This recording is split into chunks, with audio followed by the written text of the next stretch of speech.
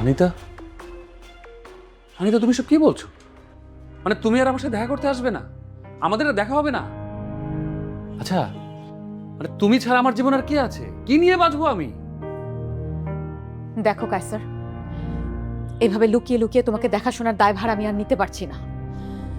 স্বামীর কাছ থেকে, সন্তানের কাছ থেকে না জানিয়ে তুমি কি করছো, কি খাচ্ছ, তোমাকে দেখাশোনা করা এত রেসপন্সিবিলিটি আমি নিতে পারবো না। বেশ তো, তাহলে কাজ করো, তুমি রায়ানকে ছেড়ে আমার কাছে চলে আসো একেবারে। কেন? কোন যুক্তিতে? কি করেনি ও আমার জন্য? সন্তান, সংসার, সম্পত্তি, টাকা পয়সা, মান মর্যাদা এত কিছু দেবার পরও আমি ওকে ছেড়ে তোমার কাছে চলে আসবো কেন? মানে টাকা পয়সা, জমি সম্পদ, বাড়ি, এগুলি সব, মানে জীবনে প্রেম ভালোবাসার কোনো দাম নেই? ছিল। প্রেমের দাম দিতে গিয়ে আমি তো মরতে বসেছিলাম। বাবার কথা শুনে রায়ানকে বিয়ে না করলে আজ আমি সমাজে মুখ দেখাতে পারতাম না। তাহলে তাহলে তুমি আমাকে ভুলে যাবে? প্রয়োজন হলে যাব। আমি আমার শান্তির জন্য সবকিছু করব। অনেক কষ্টে নিজের জীবনে শান্তি ফিরিয়ে এনেছে। আমি আমার জীবনে আর কোনো ঝুঁকি নিতে চাই না। আমি আমি একটু শান্তিতে থাকতে চাই। অনিতা, অনিতা দাঁড়াও। অনিতা,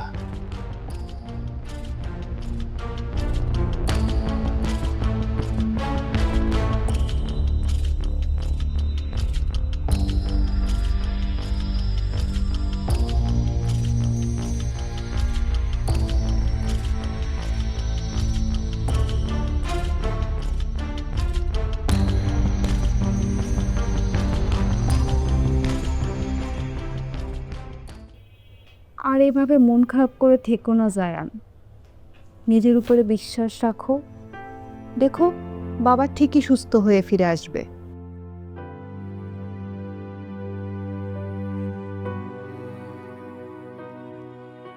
আমি তোমার মতো এত অপটিমিস্টিক হতে পারছি না।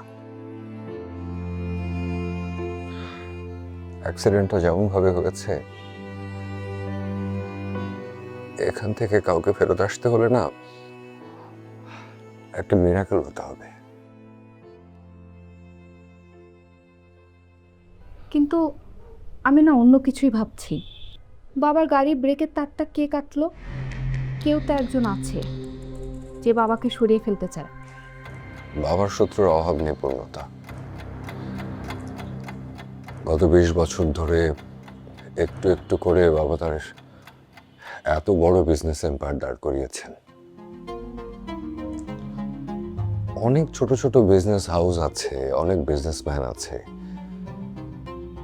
যারা হয় বাবার প্রেসারে তাদের ব্যবসা বন্ধ করে দিয়েছেন, অথবা বাবার কাছে তাদের ব্যবসা বিক্রি করে দিয়েছেন।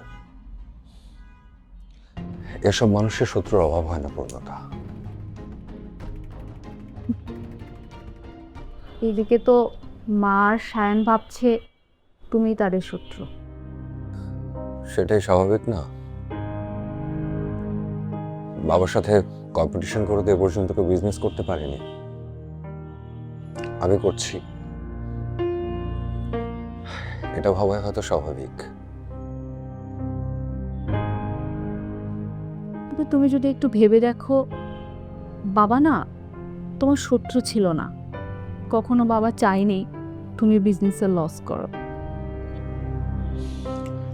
সেটা আমি জানি, বাবা এরকম মানুষই না। কেউ না জানলেও আমি অন্তত জানি যে বাবা আমাকে কত আদর করত। সায়ান তো তোমাকে তার জীবনের সবচেয়ে বড় শত্রু ভাবছে। ওই যে ছোটবেলা থেকে স্টেটসে ছিল, ও আমার আর বাবার বন্ডিং কখনো দেখেও নি, বোঝেও না। আর জানো, ঠিক এই সুযোগটা কাজে লাগাচ্ছে মা। এই সুযোগে সায়নের কানে আমার নামে একদম বিষ ভরে দিচ্ছে। কিন্তু কেন?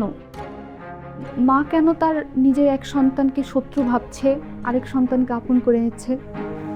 আমি জানি না পূর্ণতা, আর এটা আর কোনোদিন বোধহয় জানতেও পারবো না।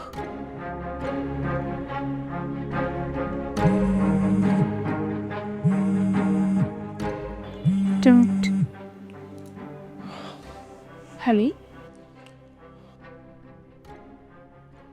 সত্যি থ্যাঙ্কস। কে? কি বললাম একটু আগে, নিজের উপরে আস্থা রাখো। বাবা আইসিইউ থেকে নর্মাল কেবিনে শিফট হয়েছে, সুস্থ হচ্ছে বাবা। হ্যাপি, ঠিক হয়ে যাবে বাবা। Thank god.